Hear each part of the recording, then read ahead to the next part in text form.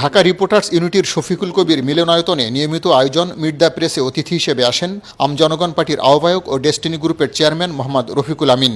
এ সময় তার দীর্ঘ 12 বছরের জেল জীবনের নানা ঘটনা, নতুন রাজনৈতিক দল গঠন এবং ডেস্টিনির সম্পদ ও বিনিয়োগকারী নিয়ে নানা প্রশ্নের উত্তর দেন তিনি। তার সাথে উপস্থিত ছিলেন ঢাকা রিপোর্টার্স ইউনিটির সভাপতি আবু সালে আকন ও সাধারণ সম্পাদক মাইনুল হাসান সোহেল। অনিয়মও করতাম না। এক প্রশ্নের জবাবে রফিকুল আমিন বলেন, সততার সাথে ডেস্টিনি গ্রুপের ব্যবসা পরিচালিত হোক, এটা বিগত সরকারের অনেকেই চায়নি। তাদের অনৈতিক সুবিধা না দেয়ায় মিথ্যা মামলায় বিনা বিচারে জেলে থাকতে হয়েছে বলে জানান রফিকুল আমিন। দীর্ঘ জেল জীবনে দুদকের অনেক কর্মকর্তার নির্মমতার কথা তুলে ধরেন তিনি।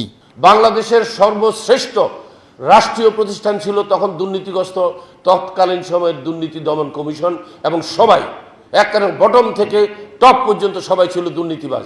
কিভাবে মানুষকে তারা টর্চার করে, র্যাবের মতো ডিবির মতো পিটায়, আপনি কল্পনা করতে পারবেন না। তাদের একটা টর্চার সেল ছিল, সেই টর্চার সেল আমাকে যদি এখন দুদকে নিয়ে যাওয়া হয়, আমি সেই রুম দেখাই দেবো যেখানে টর্চার করা হতো।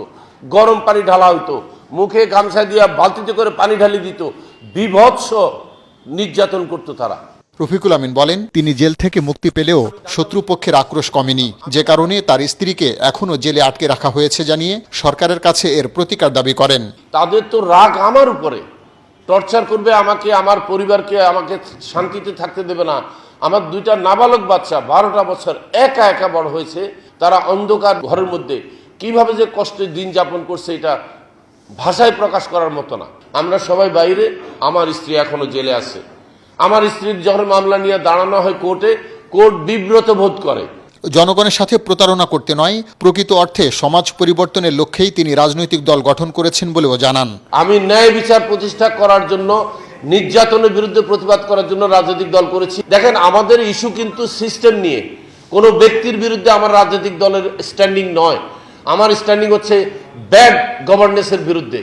সব শর্ত পূরণ করে তার দল নিবন্ধন পাবে বলেও আশা জানান আমজনগণ পার্টির প্রতিষ্ঠাতা মোহাম্মদ রফিকুল আমিন।